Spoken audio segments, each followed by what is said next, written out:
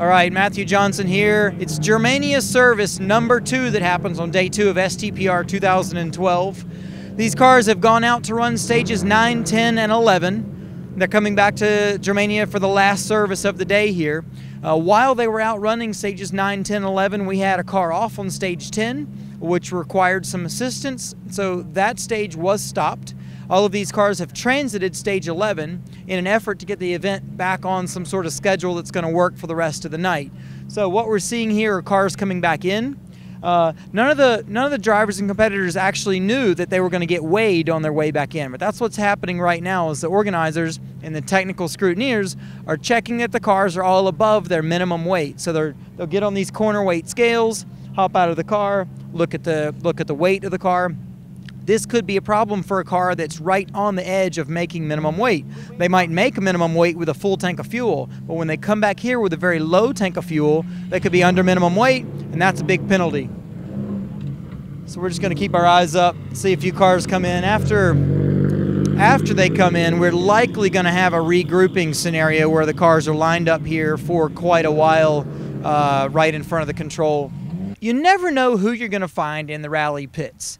I always like to say about how rallying, even worldwide, is a small community. So right now we've stumbled upon former World Rally Champion's son, Vesa Mikkola. He's Hannu Mikkola's son. And now I haven't even asked him any questions myself yet. I'd like to just check in with you. So you said your dad just turned 70, and is he doing any events anymore? Yeah, no, he just turned 70 last week. We were in Finland celebrating his birthday. We threw a little surprise bash for him, which was nice. And you know, he's enjoying his retired life now, and he does some historic rallying once in a while. And he goes to Goodwood as a guest of Audi, and yeah, so I mean, not so much anymore, but you know, he's still involved in motorsports, which is nice. And how old are you now? I'm 29.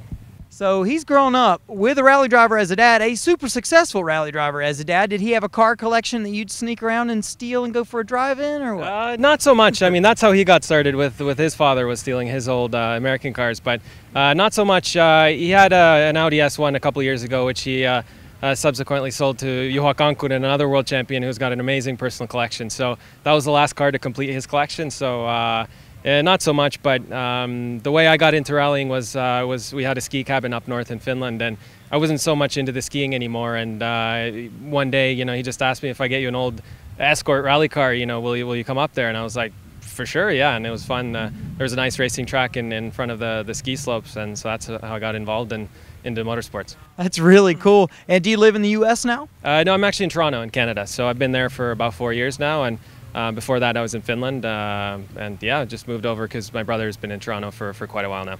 And what brought you to Pennsylvania? Did a particular team bring you here, or did Randy Zimmer bring you here? How'd you get to be here? Yeah, it was actually Randy Zimmer. I was emailing with him, and you know, I haven't been in the sport now for a couple of years, and just looking at ways possibly to get back into it or involved in, you know, in some respect. So yeah, Randy was kind enough to let me know that this was going on down here, and it's only like a 4-hour drive from Toronto. So I was like, got nothing else to do, so why not? That's really, really cool stuff. So when you were young, do you have any memories of hanging out in the forest with the tons of spectators and fires burning and all that kind of stuff? Or did you attend a lot of rallies when you were a kid, or what was that like? Not too many. The only memories I really have was because his career was on the tail end, and you know, when I have any recollection of this stuff, but was 93 Thousand Lakes rally in Finland. That was his last rally when he turned 50. He did it. I remember being a kid watching that, and being in the rally car with him at the testing before the rally, so that was pretty cool. That's really cool. Vesa Mikkola. It's really cool running into all kinds of rally folks around the community. Who knows who else we might see here today at STPR 2012. One of the big stories we're following today is the battle in super production. I'm going to see if I can get a word with Ramana Lagaman. I've come over here, and they've got a few changes they're trying to make to the car. What Ramana briefly told me is that the car is just far too easy to cause to be sideways. When he wants the car to keep itself in line and be able to get a lot of braking done and that kind of thing, the car is just stepping out more than he would prefer. He says on the tight stages, they're able to be quicker than Lachlan, but on the fast stages that are more open, Lachlan's beating their pants off, or he said something like that. So we'll see if we can grab him right quick, and then we'll go move around. We've gotten an update, a brief update from Travis Hansen. His motor's still hanging in there, not strong enough to stay on the pace of these front two super production guys, though.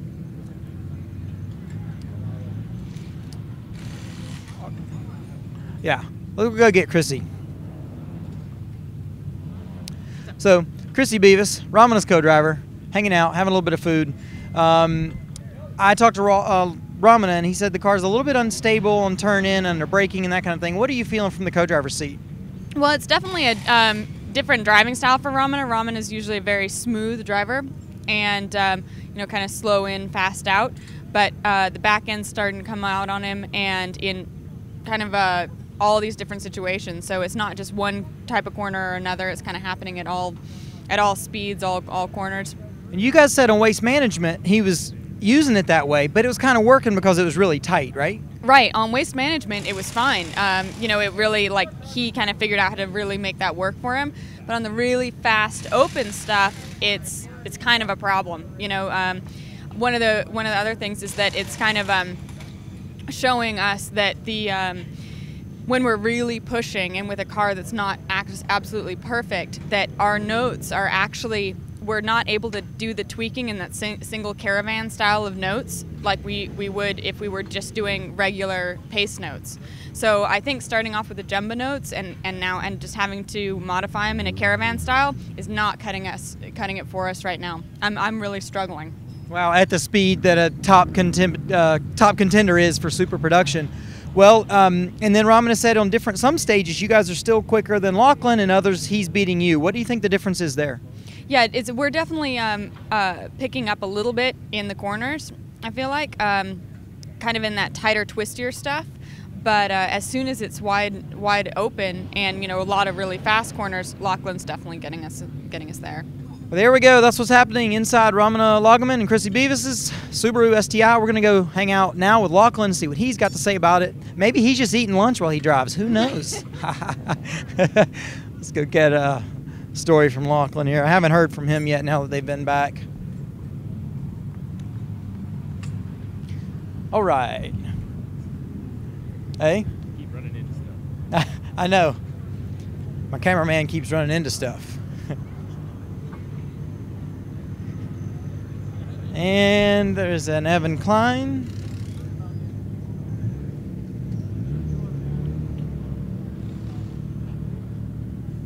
Can we get you for a sec, Lachlan? Or do you need to pick out tires first? Still thinking about it. Still thinking about it? It's funny, it's like we get halfway through a rally and it's like, all right, well, how many new tires do I have left? And what side of the car should I put this tire and that tire on? It's just, you know, it's juggling. That's what drivers do, rally drivers. So here, Lachlan O'Sullivan, looks like you're still leading SP. Yeah, I guess we had a really good stage on that last one. We took 12 seconds out of Ramana, something like that. So I think we're 20 seconds up now. And he took 4 out of us the time before, and then he needed, so you knew after we beat him 3 stages by a little bit, the first stage and the second few set, thank you, he got us by 4, and it was tight and twisty, which Subarus like, and then we got him on the next stage by 12, which he got us last night by 12 or yesterday. So it's like we're driving to the maximum in these 2 cars, and it's what the car likes is how we're going to win the stage right now, if nothing goes wrong, and that's what seems to be happening. He's getting the tight and twisty stuff, and I'm getting the fast and flowy stuff. That's what they're saying as well. He's struggling in the fast, flowy stuff. He says the car's too loose, can't keep the back end back there where it belongs for as long as he wants it to be back there. So he's fighting the car a little bit. I think they're making some changes now, but they're aware that you're something to be dealt with on the fast stages. Yeah, and the one they beat us by 4 seconds is coming up again, so we have to do that. And it's a really tricky stage, too. There's a lot of gotchas, and we even kind of... What's it called? Or what stage was it earlier? 9? It was the first, yeah. So it was 9. Okay. 9. Gotcha. So our big deal is our brake pedal went to the floor at the end of this last stage, and then on the transit to where we stopped and then the stage was canceled, it hasn't come back. I thought it was just a soft pedal, but it turns out a master cylinder, the rear master's out. Okay. So we're trying to rig something together now, so we'll have brakes for the last 3 stages, which would be nice. And to take it to Ramana, we have to have those brakes. Yeah, you're going to have good brakes so to do close. that. Yeah, it's so close. I got to tell you, I hate brake trouble. That is the last thing I'd rather drive a car with 3 flats and a flat and 3 good tires, but good brakes than one with crappy brakes. Exactly. Whatever, yeah, man. Brake trouble just sucks. All right, Lachlan, we'll let you get on it. We'll see you later. Thanks, buddy. Good luck. See you back at the fairgrounds. Cool. Here we go. Walking in the service area, Germania. Hey, John. John Kemp cruising on around there. Oh, there's some dark clouds coming upon us. I don't believe we're supposed to, I don't know where we're going. I don't believe we're supposed to have any rain today. So we'll see. Had a little sprinkle here and there. There's Martin Brady. Usually he's riding with Rick Song. We haven't seen him here lately. Hey there. Okay. It's John Concha's co-driver. They drive a Ford Fiesta that might turn into an R2 one day. Yeah, let's go get Chris. We couldn't find Duplessis earlier today. Let's cross. And we'll also see what Louise has to say if she's hanging about. Greg Healy in the 280 from yesterday's Super Special. That was a lot of fun to watch. Greg Healy going up against Steve Norwicki in his Arrow. Is that right, or am I lying? I might have made that up. All right. And I might need to tie my shoes tighter if I'm going to walk out here a lot longer. Okay, there's a Chris Duplessis hiding out over here. And a wife Duplessis working on bleeding the brakes.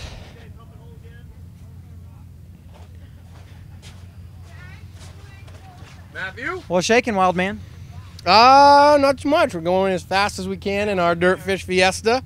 We're bleeding brakes a little bit. We had a pedal got a little bit squishy, but other than that, we're good to go. I've heard of a couple folks, namely Lachlan, that's dealing with some braking issues. How was stage 9 for you, and when did you see that Will was having some trouble? Stage 9 was good. Then right after stage 9, he was stopped, hood up, and said he was running on 2 cylinders, something like that. So he's still got 200 horsepower on me with 2 cylinders. He may well do. He came by us 3 or 4 cars back in the order from where he was supposed to be, and the car didn't sound good, but it was still going. Yeah. It's on boost, but maybe only 3 of the squirrels are working instead of all 4. Exactly, yeah. So he's lost a little time there, and then he did check in late. So I think he got a 1.5 minute penalty maybe for that. So it's still a race. It is still a race. He keeps being really nice and giving me time, and then he's really fast on the stages. So It takes it back. yeah, we'll see. I think 3 more real stages, and then we'll see. Hopefully Hey, if we have it our way, you guys are going to be dead nuts tied for the Super Special later Right, today, and right. we'll have a good party then. Cool. Anything else you could tell us about your R2? You said the brakes went soft. How are you liking your tires? The D-Max are awesome. D-Max are perfect for this conditions. I was hoping for some slippery stuff. We would have cut them up a little bit, but it's been really fairly dry, really grippy, and it's been working awesome. I noticed you're running a much more narrow tire than a lot of the other cars are. Is that due to the weight of the car or just clearances in there or whatever? Yeah, it doesn't need much more. It doesn't have the power, and yeah, it's a fairly light tire, the light car, and it works really well together. We maybe could go a little bit wider. I think D-Mac does make a Nick size up. We might try for the dry events like this, but it's working really well. And how is it getting used to Alex being in the car? You've had Alex in the car before, right? Nope. You never have? Okay. Nope. I thought Alex was making his way around a lot of drivers these days. Maybe that's not the case. So how is it? Are you and Alex getting the groove on and gelling well? Yeah, we didn't get to do recce because I was still working getting the car here. So he did recce on his own, and it's really good. He's spot on. The notes he made were really good, so it's definitely nice. The longer corners, would have been nice to do recce and kind of add my own little thing to that, but it's fine. We're making it work. Cool, man. We'll see you back at the fairgrounds in a little while. You. Good luck. Thank All you. right, Chris. Chris Duplessis. Not to wish poorly on any other competitor, but it wouldn't bother him one bit if Will only had 3 cylinders for the rest of the day. Let's go see if we can have a word, or at least a peek, up at the has-been 2-wheel drive leader, maybe still a 2-wheel drive leader, we're not sure. Mechanical DNFs or mechanical failures are really frustrating in rallying, and the truth is they happen fairly often because the sport is so damn hard on equipment. the rock spray actually on Dylan Van Wey's car. We think it's just the rock spray from the front tires obliterating the bottom of the car over several events have worn through and caused some kind of leak on the fuel tank. And I believe that's why we don't see their service crew out here anymore. I think they are finished here at STPR 2012. There's a Chris greenhouse. We'll go up and grab Chris. Yeah, we'll go up and grab Chris in just a second after I get a quick word with Will, if I'm able to.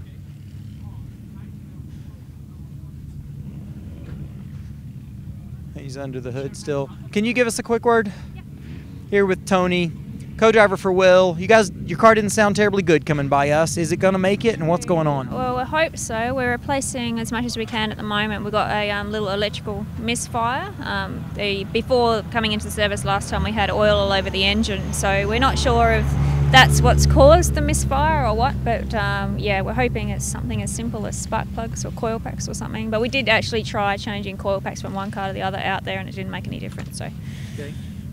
So right now it could still be an electrical issue, not a mechanical issue, which means you could get it fixed here and the car could be back to full power. Definitely, but if we can't fix it here, then it could lead to a mechanical issue. So I think we'll probably vouch out if we can't fix it. That's a bummer for sure. All right, thanks for your time. All right. So we'll have to go look at some timesheets here in a little while and see how they're getting on. So since they're teammates, they did swap coil packs. And what coil packs are, basically, we're used to seeing a little round coil that would power the electricity to all 4 spark plugs or all 8 or whatever in a car. More modern cars have a little coil pack on each spark plug, and you can easily lose those. Those don't last forever, the whole life of the engine. And when we overwork them with a hot ECU and a hot build, it's not that odd that a coil pack can go out, but it doesn't seem like that's the issue. Why don't we go up there? You just get a video of Will working on the car. I don't want to bug him right now.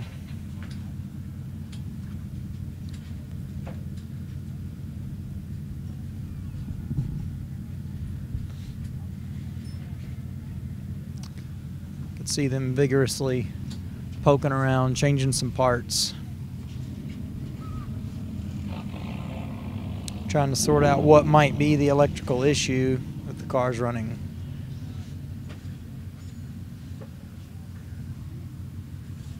Do you have a sec? Yep. All right. Always got a sec. Great. Well, no, I didn't want to interrupt. As a driver, sometimes the time's critical. So the Summit Innovations S13 here, Will orders. Didn't sound super healthy coming by us. We were in a hairpin on stage 10. Is it something you think you're going to solve? Hopefully it's had a misfire since we left the service last time. It just developed on the way out to the first stage after service. So hopefully we can fix it and we can push 110% and make back some time and hopefully make it onto the two-wheel drive podium is probably all we could expect from here. So, have you given the lead back to Chris then at the moment? Yeah, 100%. He's probably 2 minutes down the road. Oh wow, this is a big. I didn't know it was that big of a gap. So we've got because we were 10 minutes late into control and all sorts of stuff trying to fix it out in the bush. So I reckon we can make up a minute in the next 5 stages. So hopefully we can. If we fix it, we'll just go maximum attack. So okay. No point messing around. We'll be out there looking for it. Yeah. All right. I hope. Good luck to you. Thanks all right. We'll see you, man. Will orders there. He's taking a good kick in the gut by some bad luck there with some electronic issues. Like Tony was telling us, the electronic issues. We're going to head up this hill. The electronic issues could turn into mechanical issues as well. You can hear the car still running on only 3 cylinders, which is a bummer. Where's Chris hiding out? That's good. Where would he be doing that? Down there? Yep. All right, I'll just keep an eye out for him. Oh yeah, why don't you tell me what's going on? So I'm here with Brian Johnson. He's co-driving for Chris Greenhouse in the SRT4. How are things going? So far so good. You know, we're still, as he's I'm sure told you several times during the course of the weekend, we're learning the car. But coming around, I think right now we're almost in a dead heat with the second of the Aussie cars. Great. Looking for the final podium spot in two-wheel drive. So you're within reach of the podium in two-wheel drive. We're trading back and forth. We'll see what happens. Who's next up? Who's second place? They're second and third, as far as I know right now. Okay, I think Will Orders has given up on the order of 10 minutes of. Oh no, that was 10 minutes late checking in. Yes. So it's only 10 to 12 seconds per. Is it 10 seconds or 12? 10 seconds per. So it's 10 seconds per minute late that you check in. If you check in early, you get a full minute penalty for checking in. And that's what happened at the beginning of the day for Antoine and Natalie and Will and Tony as well. They both had checked in a minute early last night and were penalized a full minute. Do you have any particular strategy about getting to the podium, or are you just going to let cards fall where they may and make sure you're taking care of the car? We're letting them fall where they may, take care of the car, and just get to the end. 'Cause I hear that. you know how this rally is. Anything can happen anytime. So. Yeah. If we could say a lot of inappropriate words in the video, a lot of us have some to describe this SOB of a hard rally, especially here leaving Germania. Absolutely. Cool. We'll All right, take Brian. business. Good luck. We'll grab Chris too if we get a chance. All right. You got it. Okay. Nice work. Yeah. Oh, yeah. Let's go grab David Sterricks. He's probably not going to be too smiley when we get down there. So earlier, at a hairpin on stage 10, what I said was that I heard a serious exhaust leak on David Sterricks' car. It sounds like that was right after the turbo or right before it, or it was something up front, and that's where you don't want those exhaust leaks. Like I said, if it's mid-car or back, usually not a problem. In their case, they came in here with oil coming out of the back of the exhaust system. We could see a lot of smoke coming out of the back of the car and oil literally dripping out of the exhaust pipe. That's a bad sound. Sounds like a blown turbo. Don't know if they're going to have time to change that or not.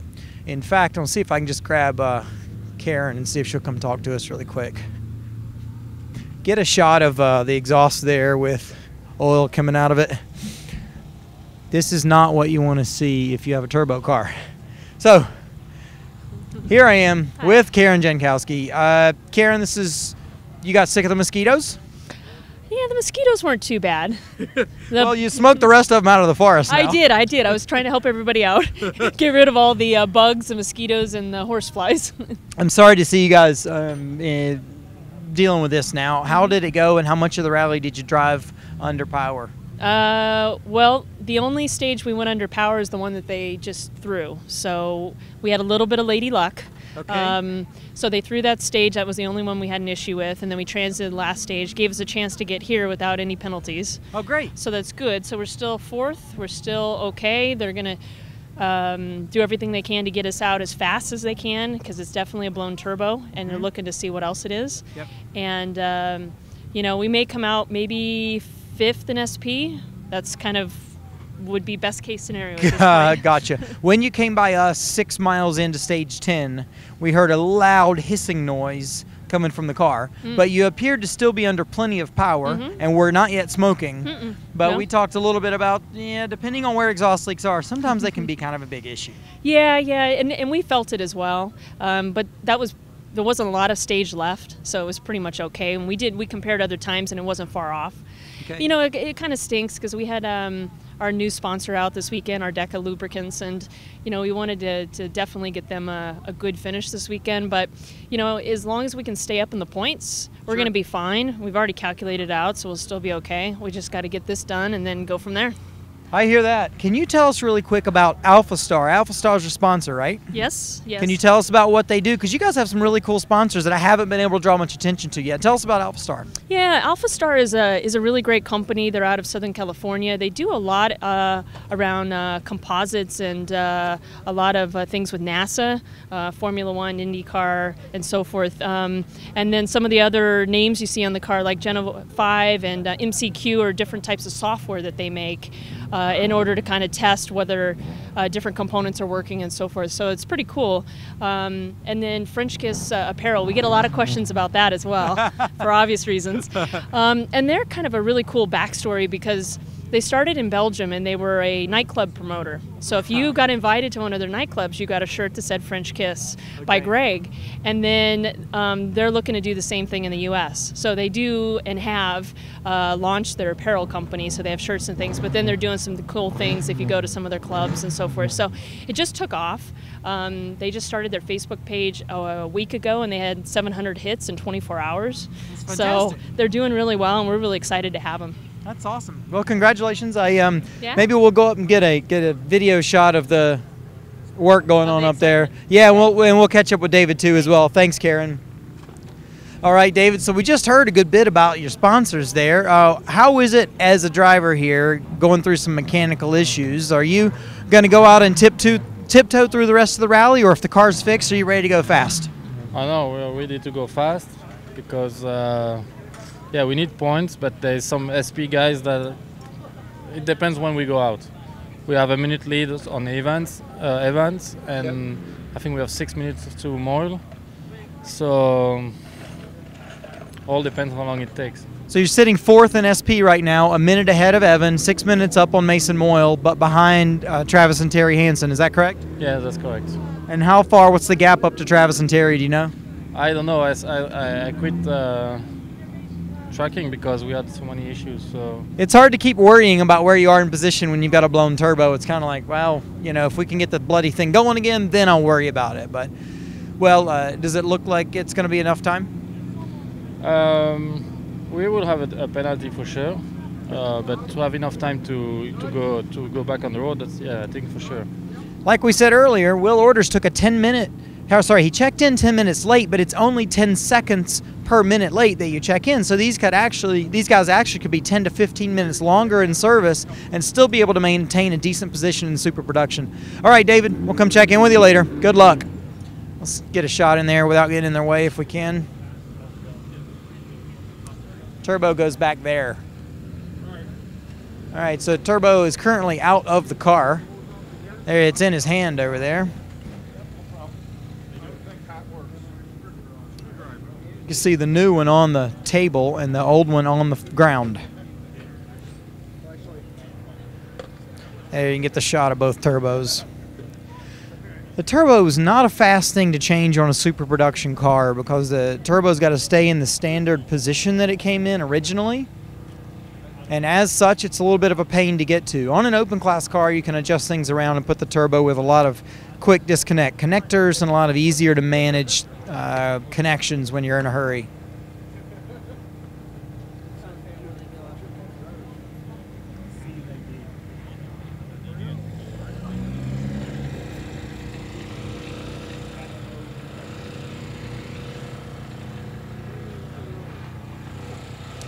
See scrutineers coming up to check out that turbo change. One of the important things that needs to happen when you're putting another turbo in is that restrictor needs to jump over into the new turbo. So scrutineers always keep their ears open for a car replacing a turbo. Always are keeping their ears open, their eyes open for a place to, anybody is changing a turbo because they want to make sure the restrictor gets moved over to the new one. Okay, this is Matthew Johnson. It's Service Area 2 at Germania, STPR Day 2. Is hitting the fan for a lot of the teams right now. There's imminent, maybe not imminent, but a possibility of rain as we go out again for 3 more fast forest stages before we move back to town where the fairgrounds will be the site of our last 2 super specials to end STPR 2012. Thanks for joining us.